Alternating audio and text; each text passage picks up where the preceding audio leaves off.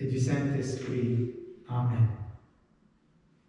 Que l'amour de Dieu le Père, dont la justice dépasse tout ce qu'on peut imaginer, soit toujours avec vous. Et avec votre esprit. Nous sommes dans le 25e dimanche du temps ordinaire. Les pensées du Seigneur ne sont pas toujours comme les nôtres. Nos chemins nous éloignent souvent de lui et des autres. Confions-nous à sa justice et à sa miséricorde. Seigneur Jésus, envoyé par le Père pour nous appeler à aimer et à nous donner sans compter, prends pitié de nous. Prends pitié de nous. Ô Christ, venu dans le monde pour annoncer la bonne nouvelle du salut à tous les pécheurs, prends pitié de nous. Prends pitié de nous. Seigneur, élevé dans la gloire du Père, où tu nous as préparé une place à tes côtés pour l'éternité, prends pitié de nous. Prends pitié de nous. Que Dieu Tout-Puissant nous fasse miséricorde, qu'il nous pardonne nos péchés et nous conduise à la vie éternelle. Amen.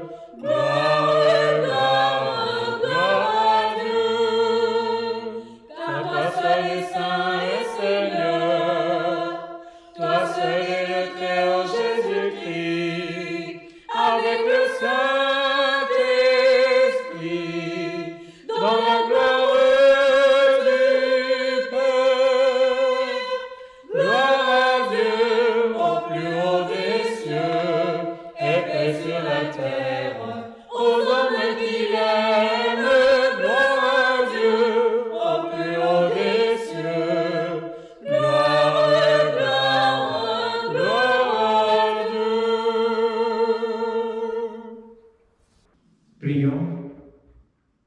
Seigneur, tu as voulu que toute la loi consiste à t'aimer et à aimer son prochain. Donne-nous de garder tes commandements et de parvenir ainsi à la vie éternelle. Par Jésus-Christ, ton Fils bien-aimé, qui vit et règne avec toi dans l'unité du Saint-Esprit pour les siècles des siècles. Amen. Lecture du livre du prophète Isaïe. Cherchez le Seigneur tant qu'il se laisse trouver. Invoquez-le tant qu'il est proche. Que le méchant abandonne son chemin et l'homme profite ses pensées. Qu'il revienne vers le Seigneur, qui lui montrera sa miséricorde, vers notre Dieu qui est riche en pardon. Car mes pensées ne sont pas vos pensées, et vos chemins ne sont pas mes chemins. Oracle du Seigneur. Autant le ciel est élevé au-dessus de la terre, autant mes chemins sont élevés au-dessus de vos chemins, et mes pensées au-dessus de vos pensées. Parole du Seigneur. Nous rendons grâce à Dieu. La réponse au psaume. Proche est le Seigneur de ceux qui l'invoquent. Proche est le Seigneur de ceux qui l'invoquent. Chaque jour, je te bénirai. Je louerai ton nom toujours et à jamais. Il est grand, le Seigneur, hautement loué, et sa grandeur, il n'est pas de limite. Proche est le Seigneur de ceux qui l'invoquent. Le Seigneur est tendresse et pitié, lent à la colère et plein d'amour. La bonté du Seigneur est pour tous, sa tendresse pour toutes ses œuvres. Proche est le Seigneur de ceux qui l'invoquent. Le Seigneur est juste en toutes ses voies, fidèle en tout ce qu'il fait. Il est proche de ceux qui l'invoquent, de tous ceux qui l'invoquent en vérité. Proche est le Seigneur de ceux qui l'invoquent. Lecture de la lettre de Saint Paul apôtre aux Philippiens. Soit que je vis, soit que je meure, le Christ sera glorifié dans mon corps. En effet, pour moi, vivre c'est le Christ, et mourir est un avantage. Mais si, en vivant en ce monde, j'arrive à faire un travail utile, je ne sais plus comment choisir. Je me sens pris entre les deux. Je désire partir pour être avec le Christ, car c'est bien préférable. Mais à cause de vous, demeurer en ce monde est encore plus nécessaire. Quant à vous, ayez un comportement digne de l'évangile du Christ. Parole du Seigneur. Nous rendons grâce à Dieu.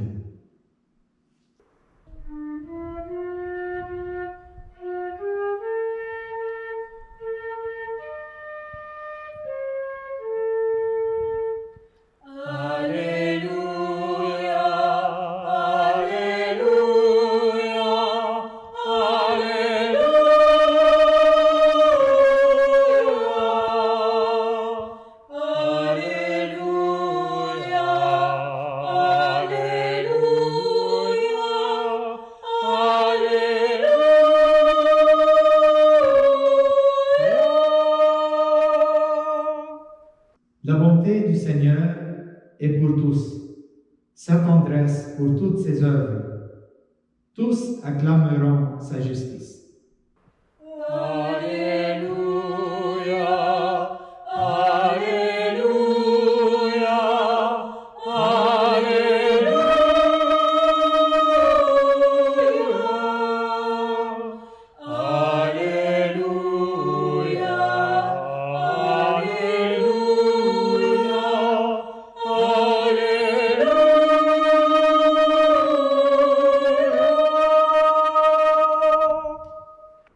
Le Seigneur soit avec vous. Et avec votre esprit, Évangile de Jésus-Christ selon saint Matthieu.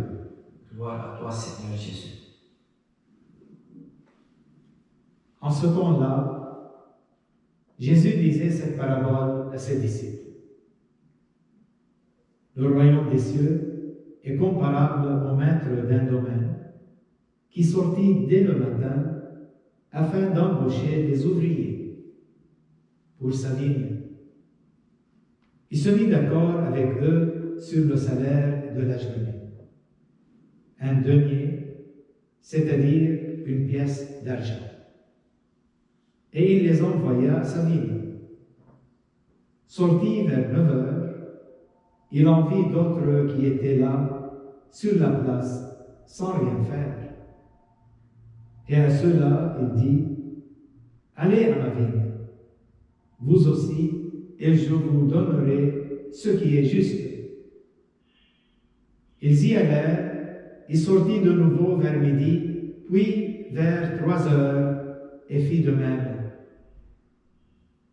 Vers 5 heures, il sortit encore, en trouva d'autres qui étaient là, et leur dit, « Pourquoi êtes-vous restés là toute la journée, sans rien faire ?»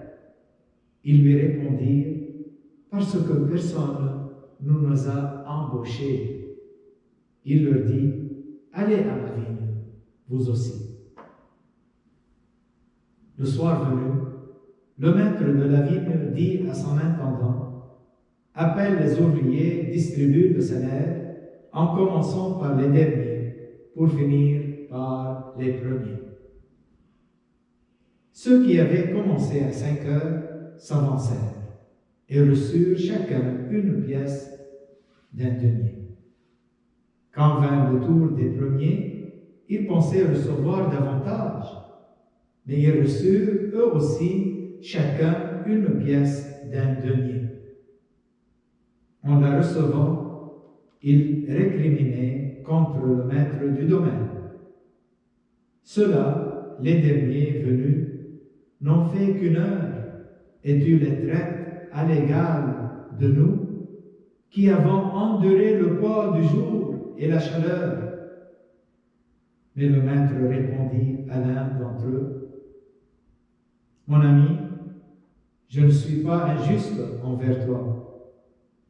N'as-tu pas été d'accord avec moi pour un denier? Prends ce qui te revient et va-t'en. Je veux donner au dernier venu autant qu'à toi. N'ai-je pas le droit de faire ce que je veux de mes biens? Ou alors, ton regard est-il mauvais parce que moi, je suis bon? » C'est ainsi que les derniers seront premiers et les premiers seront derniers.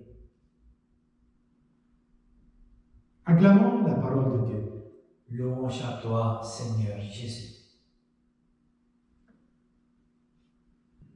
Voilà, ce dimanche, l'Église nous propose ce beau texte de l'Évangile de Matthieu, une parabole sur la miséricorde et la richesse de Dieu dans son don à tous. Vous savez qu'une parabole, c'est une histoire pour enseigner, c'est une leçon pour nous faire apprendre. Et aujourd'hui, nous apprenons que Dieu est miséricordieux envers tous. Et vous savez, de la même façon. Nous, on fait des tâches, des niveaux. Le plus grand, le plus petit, celui qui arrive en avant, celui qui arrive à la dernière minute. Et nous faisons justice selon l'heure du travail. Voilà, dans ce champ, dans cette vigne, dans cette parabole, Jésus nous dit que le Maître a embauché des gens pour travailler dans sa vigne. Et il a fait la promesse de leur donner une pièce d'argent pour toute la journée. Ils sont bien contents, ils sont allés au travail. Mais il y avait d'autres ouvriers qui sont restés sur la place publique. Et ce maître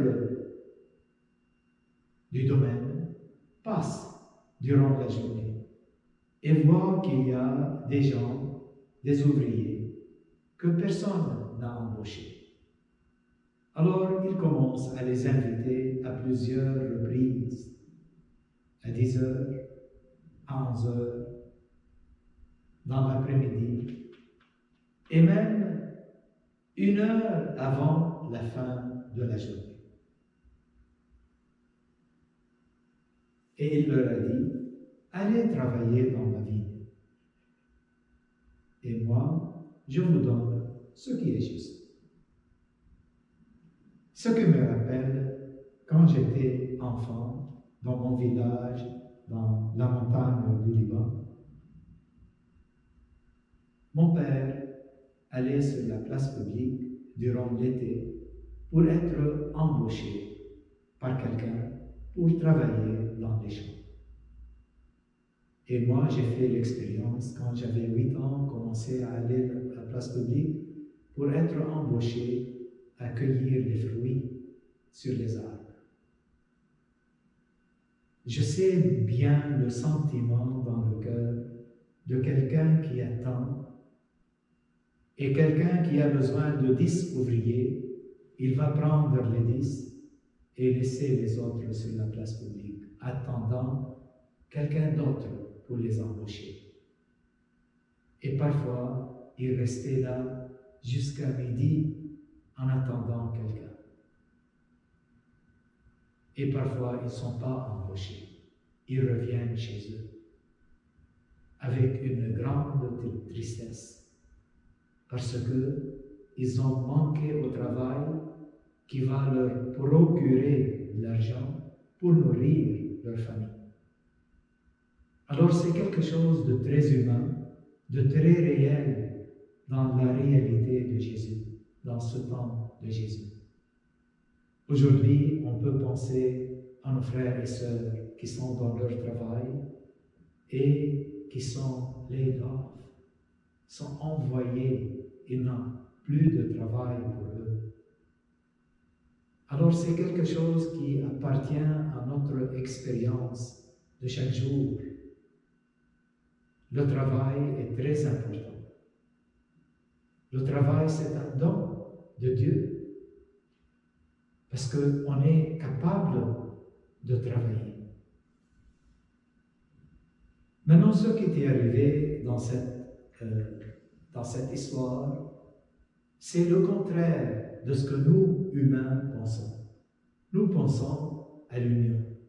Nous pensons à l'heure du travail. On nous paye par heure. Et nous pensons surtout que c'est juste.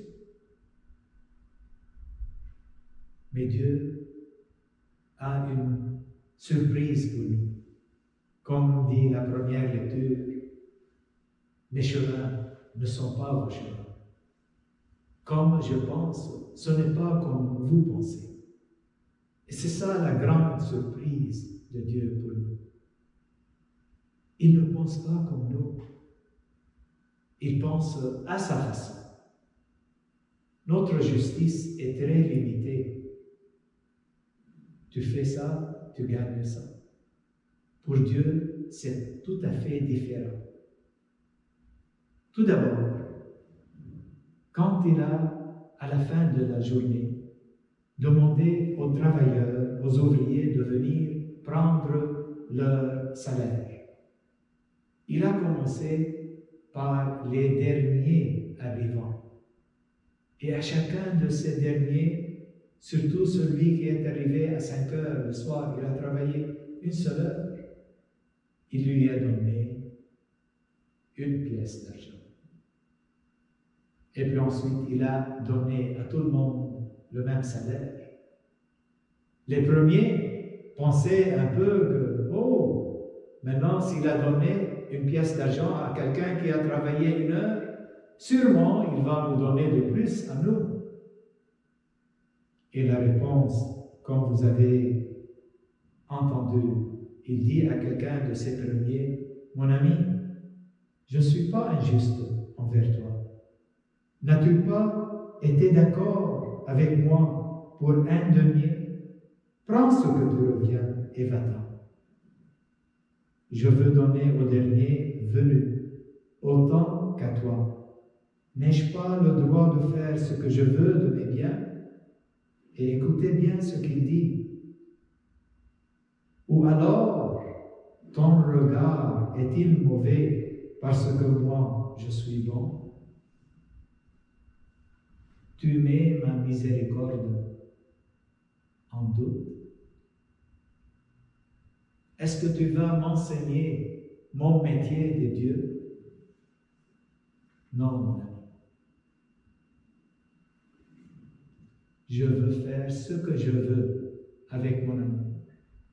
Je veux déverser mon amour à tout le monde, à n'importe quelle heure, à n'importe quelle étape de leur vie.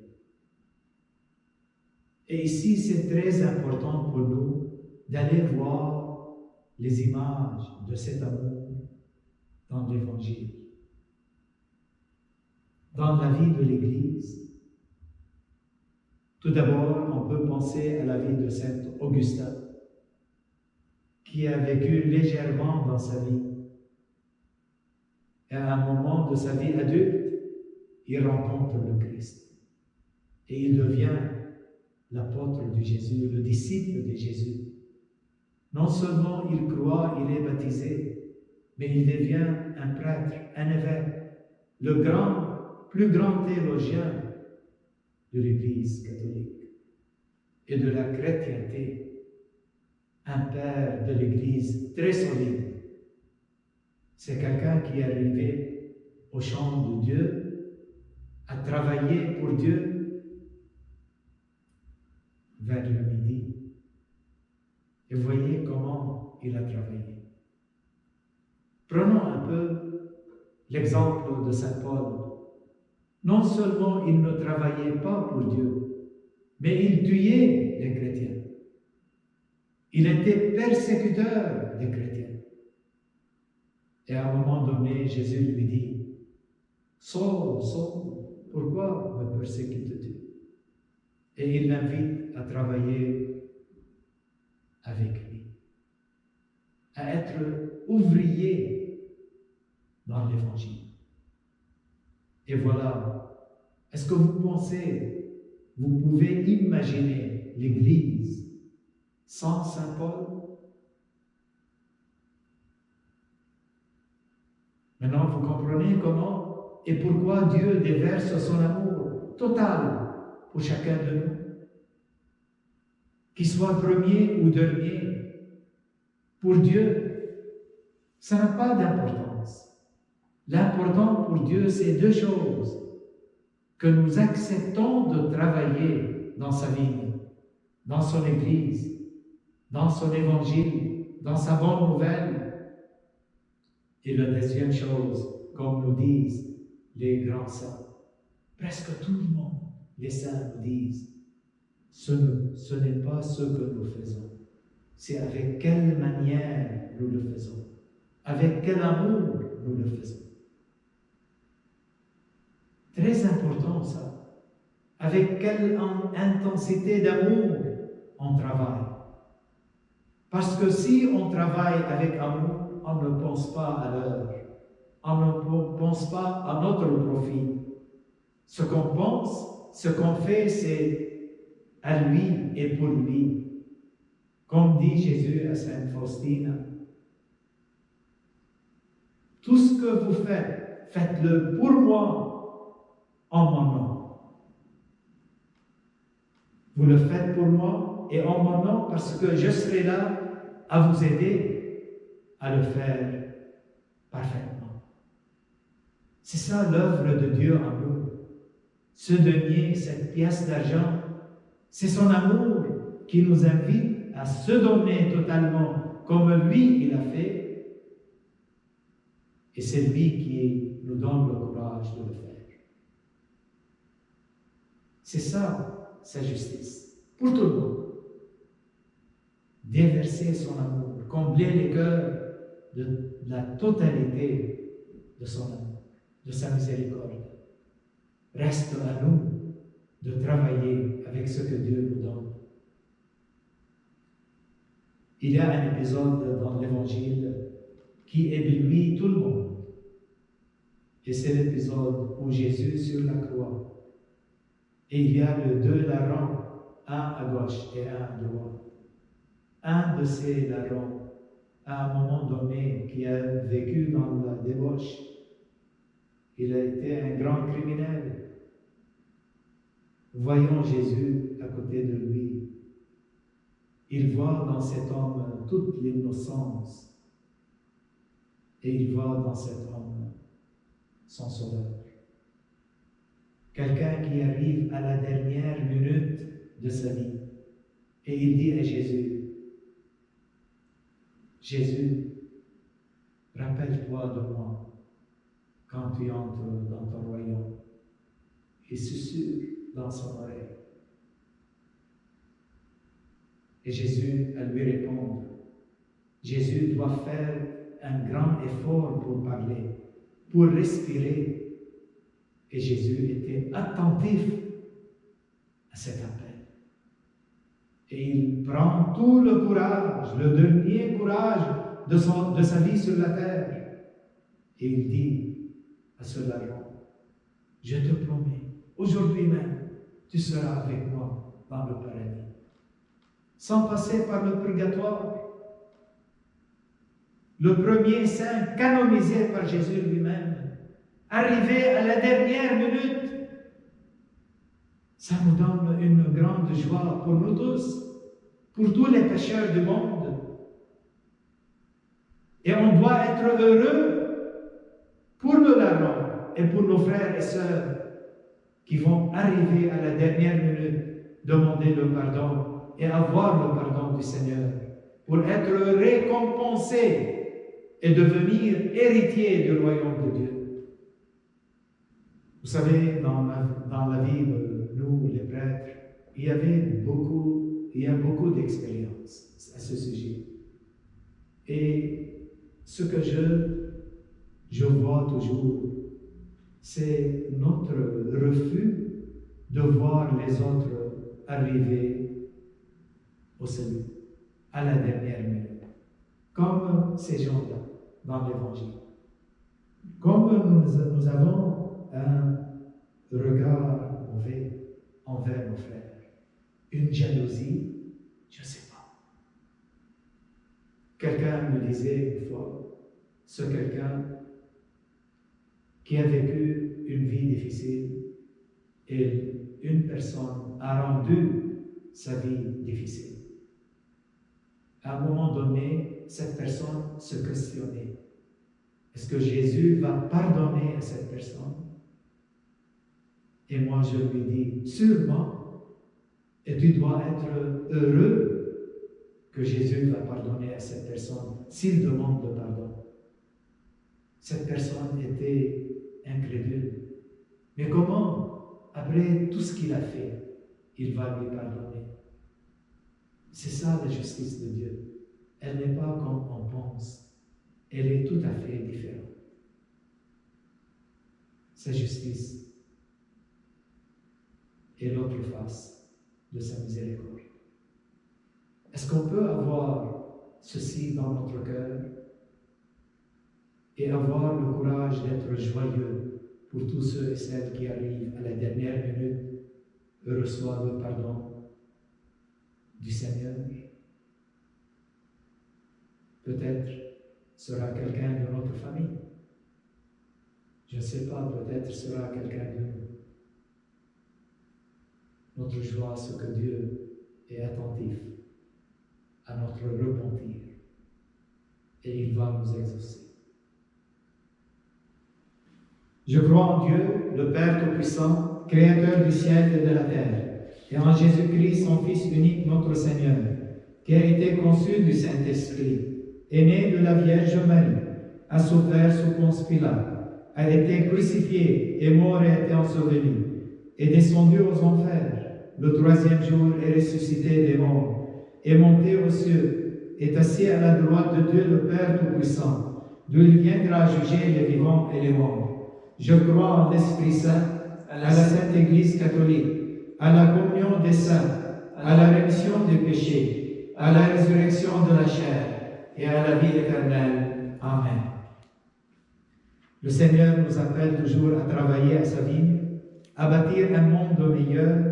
Demandons-lui de soutenir nos efforts. Ensemble, disons, Seigneur, que ton amour nous inspire. Pour l'Église, afin qu'elle annonce à temps ou à contre-temps la gratuité de l'amour de Dieu pour tous ses enfants, prions le Seigneur. Seigneur, que ton amour nous inspire. pour les responsables économiques et les chefs d'entreprise, afin que leurs décisions ne soient pas dictées seulement par le souci de la rentabilité. Prions le Seigneur. Seigneur, que ton amour nous inspire. Pour les personnes qui ont besoin de découvrir la bonté et la générosité de Dieu, prions le Seigneur. Seigneur, que ton amour nous inspire. Pour nos communautés chrétiennes, afin qu'elles accueillent et fassent de la place aux ouvriers de la dernière heure qui veulent travailler à sa vigne, prions le Seigneur. Seigneur, que ton amour nous inspire. Prions pour tous les mourants, afin qu'ils aient le courage de murmurer dans l'oreille de Jésus. Seigneur, sauve-nous. Seigneur, aide-nous à répondre à ton appel pour bâtir un monde meilleur. Change nos cœurs pour que nous puissions vivre une vie digne de l'évangile de Christ. Nous te le demandons par ton Fils Jésus, notre Seigneur. Amen.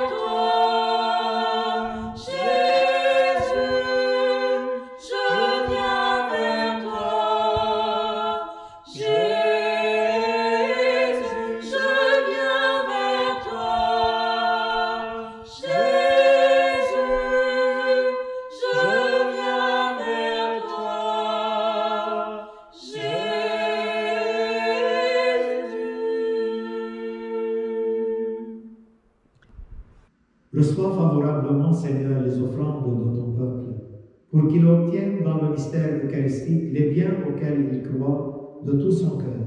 Par Jésus, notre Seigneur. Amen.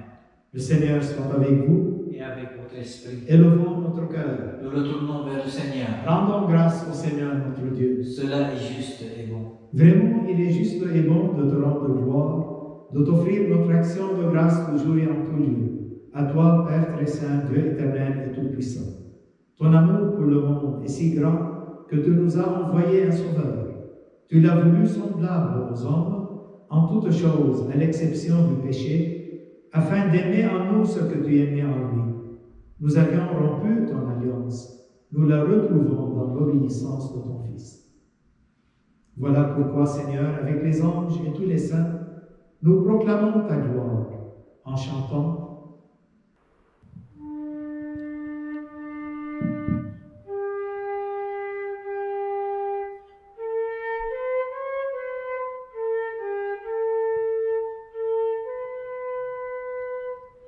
Dieu saint, Dieu fort, Dieu immortel, béni soit ton nom. Ciel et terre sont remplis de ta gloire.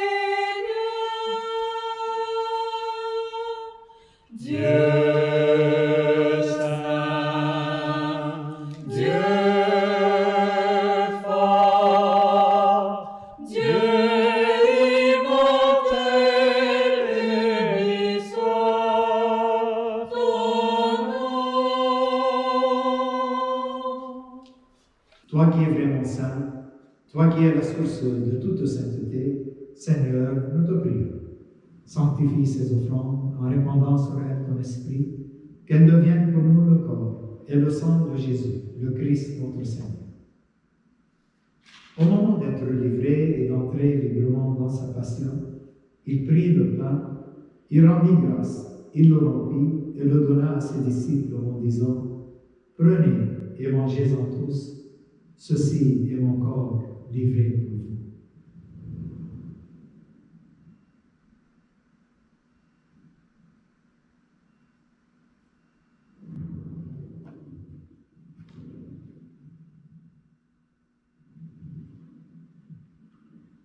De même, à la fin du repas, il prit la coupe.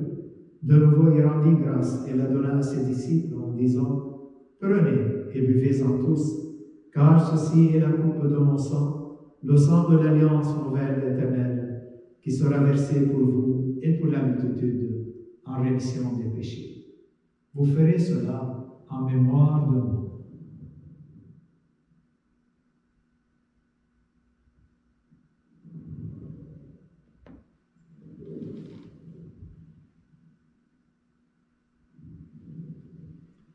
Il est grand le mystère de la foi.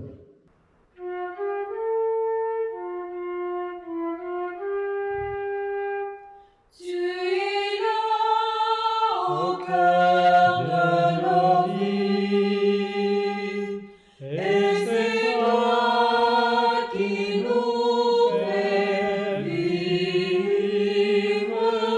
Tu es là au cœur de nos vies, lien vivant, ô Jésus-Christ. Faisons ici mémoire de la mort et de la résurrection de ton Fils. Nous t'offrons, Seigneur, le pain de la vie et la coupe du salut. Nous te rendons grâce car tu nous as choisis pour servir en ta présence. Humblement, nous te demandons qu'en ayant part au corps et au sang de Christ, nous soyons rassemblés par l'Esprit Saint en seul corps. Souviens-toi, Seigneur, de ton Église répandue à travers le monde. Fais-la grandir dans ta charité avec le pape François, notre évêque Thomas et tous ceux qui ont la charge de ton peuple. Souviens-toi aussi de nos frères qui se sont endormis dans l'espérance de la résurrection et de tous les hommes qui ont quitté cette vie. Reçois-les dans ta lumière auprès de toi. Sur nous tous enfin, nous implorons ta bonté. Permets qu'avec la Vierge Marie, la bienheureuse Mère de Dieu, avec les apôtres et les saints de tous les temps, qui ont vécu dans ton amitié, nous ayons part à la vie éternelle, et que nous chantions ta louange par Jésus-Christ, ton Fils bien-aimé. Par lui, avec lui et en lui. À toi, Dieu le Père Tout-Puissant, dans l'unité du Saint-Esprit, tout honneur, toute gloire, pour les siècles des siècles. Amen. Unis dans le même esprit, nous pouvons dire avec confiance la prière que nous avons reçue du Sauveur.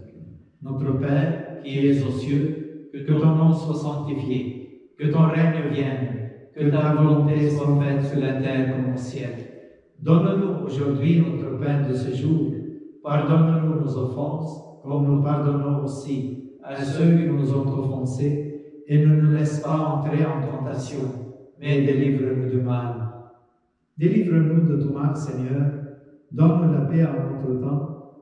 Par ta miséricorde, libère-nous du péché. Rassure-nous devant les épreuves, en cette vie où nous espérons le bonheur que tu promets, et l'avènement de Jésus-Christ, notre Sauveur. Car c'est à toi qu'appartiennent le règne, la puissance et la gloire pour les siècles des siècles. Seigneur Jésus-Christ, tu as dit à tes apôtres, je vous laisse la paix, je vous donne ma paix. Ne regarde pas nos péchés, mais la foi de ton Église.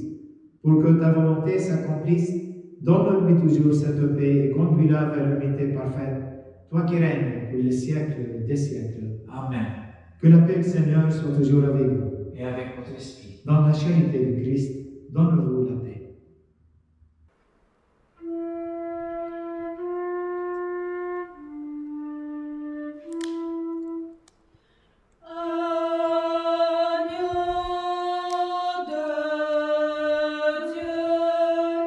Qui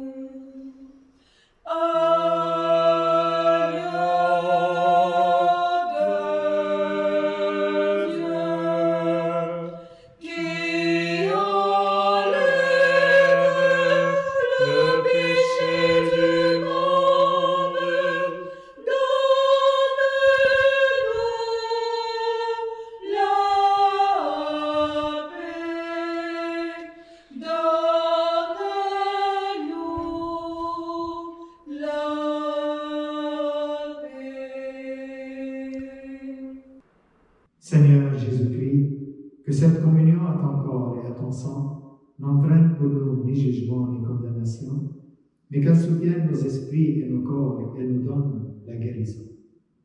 Heureux les invités au repas du Seigneur, voici l'agneau de Dieu qui enlève le péché du monde. Seigneur, je ne suis pas digne de te recevoir, mais dis seulement une parole et je serai guéri.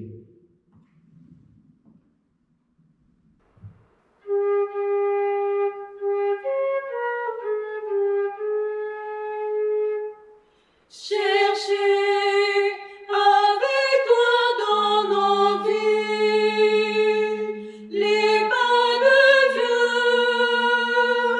Vierge Marie. Par toi, accueillir aujourd'hui le nom de Dieu, Vierge Marie. Puisque tu chantes avec nous, Magnificat, Vierge Marie, permis la Pâque sur nos pas, nous ferons tout ce qu'il dira. Cherchez avec toi dans nos vies les pas de Dieu, Vierge Marie. Par toi, accueillir aujourd'hui le don de Dieu, Vierge Marie. Puisque tu souffres avec nous, Gethsémani, Vierge Marie, soutiens-nous, croix de l'aujourd'hui, entre tes mains, voici ma vie. Cherchez avec toi dans nos vies les pas de Dieu, Vierge Marie. Par toi, accueillir aujourd'hui le nom de Dieu, Vierge Marie.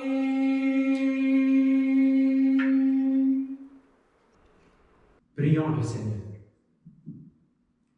Seigneur, que ton aide accompagne toujours ceux que tu as nourris de tes sacrements, afin qu'ils puissent dans ces mystères et par toute leur vie recueillir les fruits de la rédemption. Par Jésus notre Seigneur. Amen. Le Seigneur soit avec vous, Et avec votre esprit. que Dieu Tout-Puissant vous bénisse, le Père, le Fils et le Saint-Esprit. Amen.